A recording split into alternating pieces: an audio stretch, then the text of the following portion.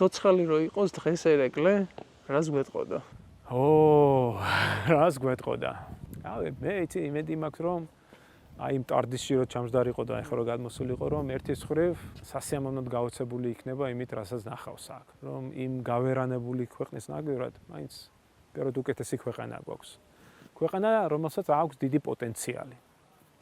ეს პოტენციალი არ მომკვდარა, ალბათ ხედავდა ერეკლემ პოტენციალს. აბსოლუტურად, მე მაგას დარწმუნებული ვარ.